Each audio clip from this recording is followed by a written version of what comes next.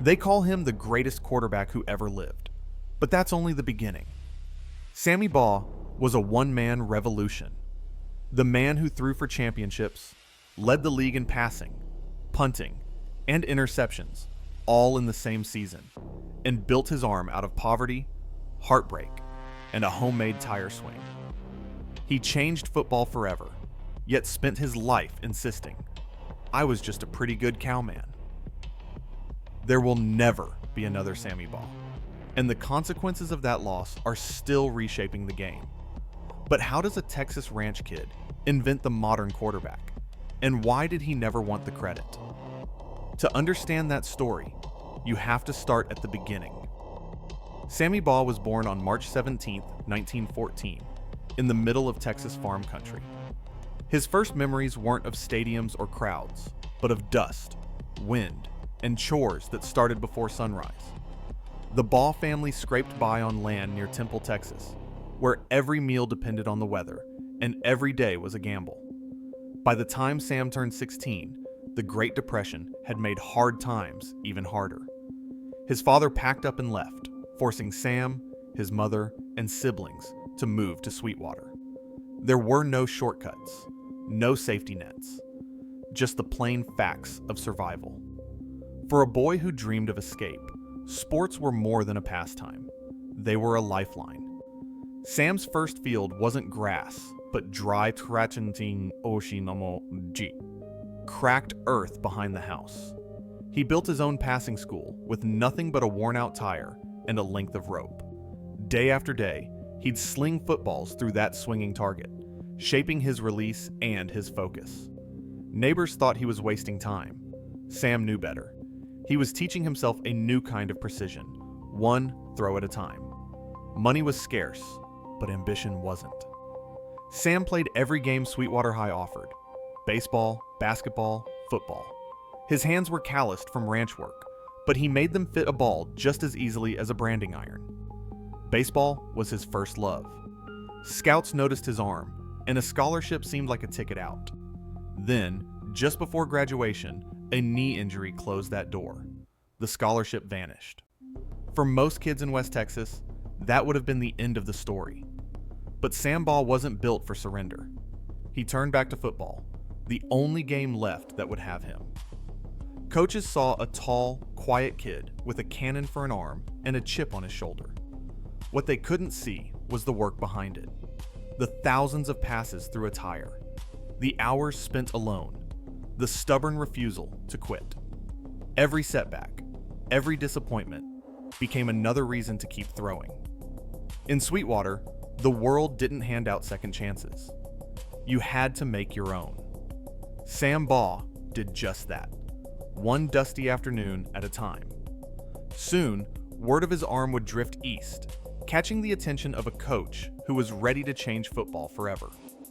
But before the stadium lights and roaring crowds, there was only a boy, a ball, and a dream that wouldn't die.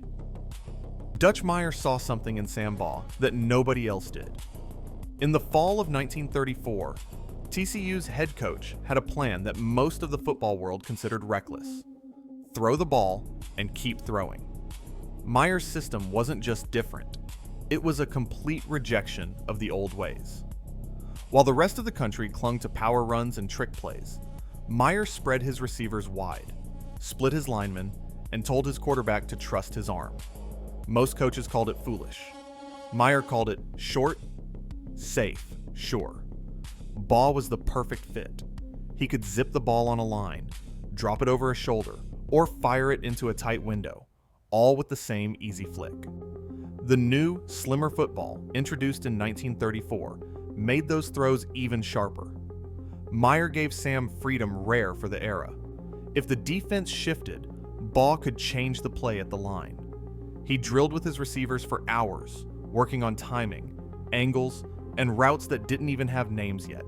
Quick outs, curls, slants. The ball left Baugh's hand before his target turned. That kind of precision wasn't just new, it was radical.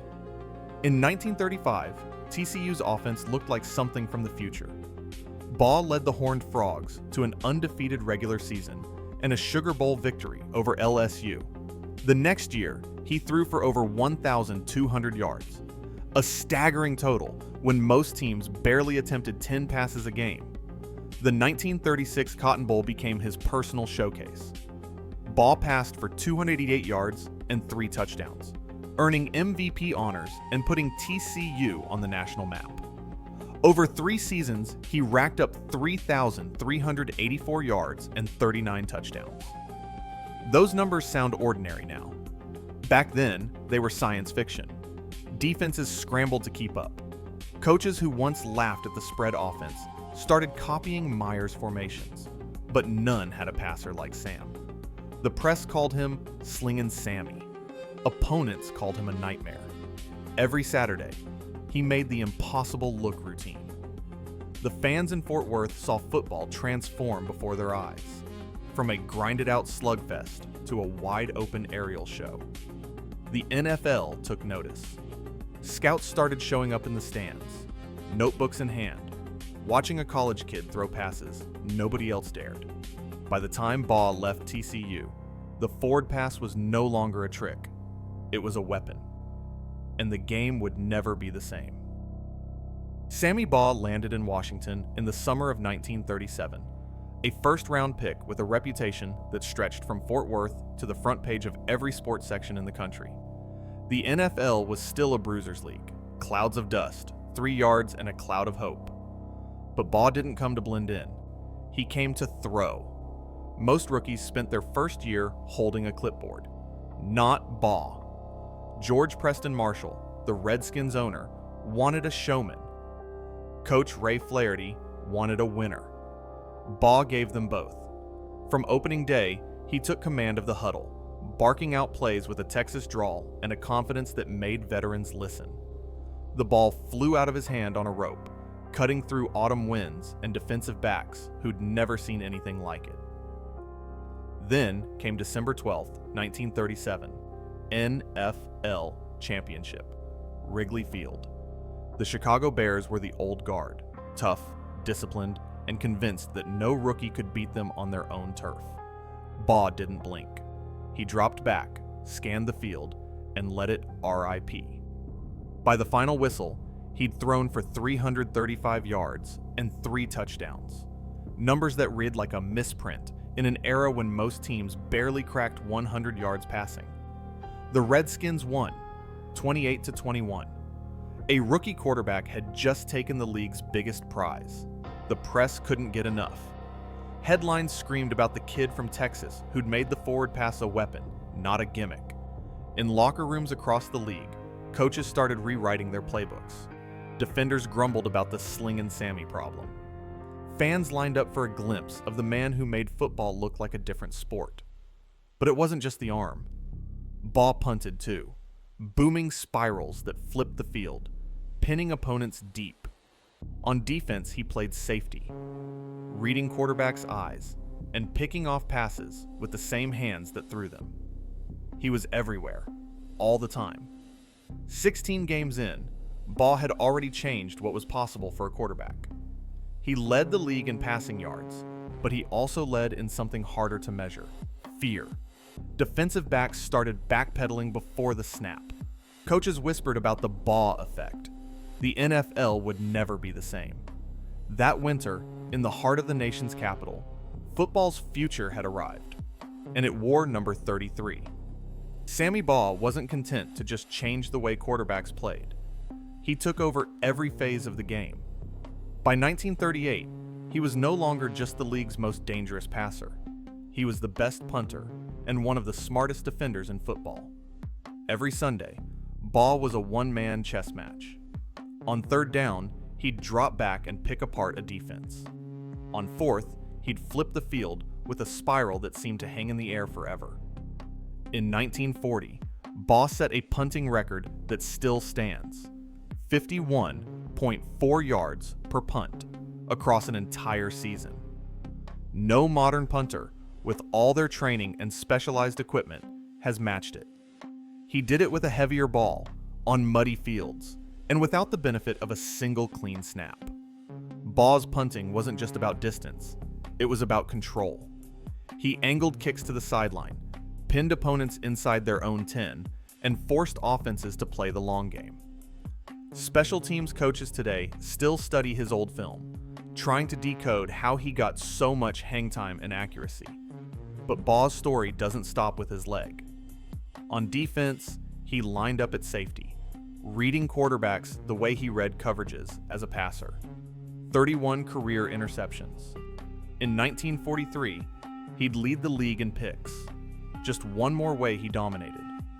He played every snap, every week, never asking for rest.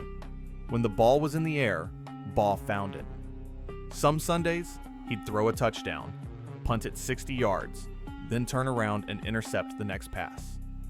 No one else in NFL history has led the league in passing, punting, and interceptions.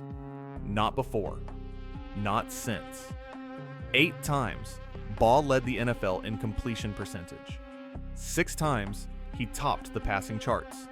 He made the forward pass look easy, but he also made the tough plays, the ones that flipped momentum, shut down drives, or rescued his team from disaster. Coaches built entire game plans around avoiding him. Opposing punters tried to keep the ball away from his return men. Quarterbacks checked twice before throwing in his direction. Baugh's triple threat mastery wasn't a trick or a product of a simpler era. It was relentless skill, sharpened by years of backyard practice and hardened by the demands of a league that didn't believe in easy outs. The stat lines tell one story: 51.4 yards per punt, 31 interceptions, 8 completion titles. But the real story is in the way he played. Never off the field, never out of options, always a step ahead. That kind of command, across 3 positions, is something the NFL hasn't seen since. And it's why, even as the game evolved and specialists took over, Sammy Baugh's shadow still looms over every quarterback, every punter, every defender who dreams of doing it all. In 1943, Sammy Baugh played football like he was built from 3 different men. The NFL was stripped bare by war. Rosters thin, bodies battered, every snap a test of endurance. Baugh didn't just survive it, he ruled it. That year, he became the only player in league history to lead in passing, punting, and defensive interceptions. The numbers sound impossible. 1,754 passing yards and 23 touchdowns, when most teams still ran the ball into a pile. 11 interceptions as a safety, more than most defenders snag in a career, and a punting average of 45.9 yards, flipping the field with kicks that seemed to hang in the air forever. No one else played every down, every week, with a target on his back and the ball in his hands. Baugh threw, covered, and kicked. Sometimes all in the same series. November 14th in Detroit, he delivered the greatest all-around performance the league has ever seen.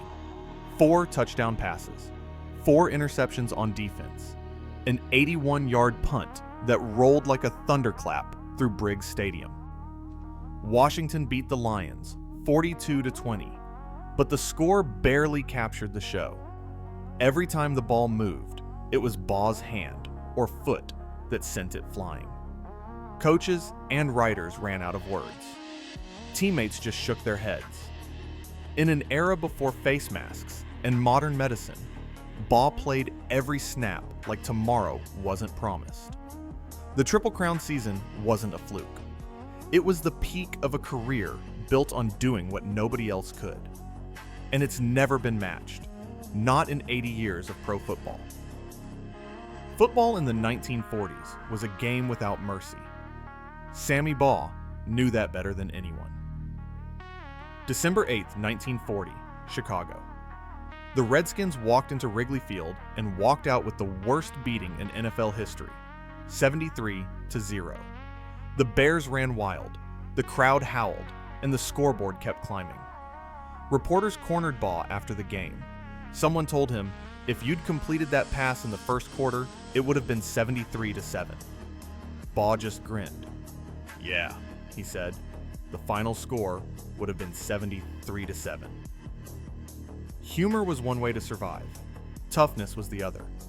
In 1943, Baugh took a shot to the head so hard, he staggered to the sideline, tears streaming down his cheeks.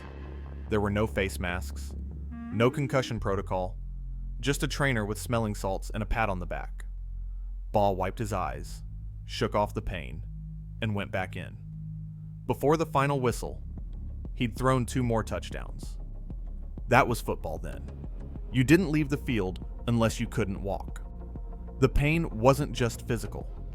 In the 1945 NFL Championship, Washington held the lead late. Baugh, pinned in his own end zone, dropped back to pass.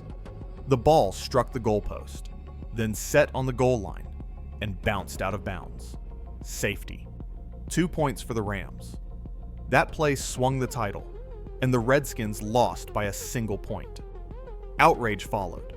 The league rewrote the rulebook, moving the goalposts to the back of the end zone and declaring any pass that hit them incomplete. The Baugh-Marshall rule was born out of heartbreak. Baugh took the hits, the losses, and the rule changes in stride. He never complained about the bruises or the bad breaks. 16 seasons of punishment, and he just kept playing. That's how legends are built. In the dirt, in the dark, and in the moments nobody wants to remember. In 1943, Sammy Baugh led the NFL in passing, punting, and interceptions, a feat unmatched in league history.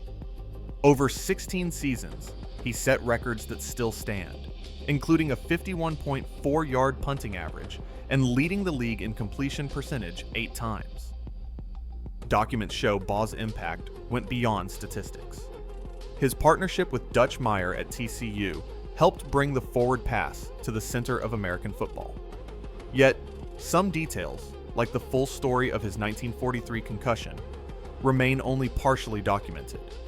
Today, no player fills all 3 roles at Baugh's level. Specialization defines the modern game. Still, every quarterback who takes the field benefits from the changes he inspired. The evidence is clear.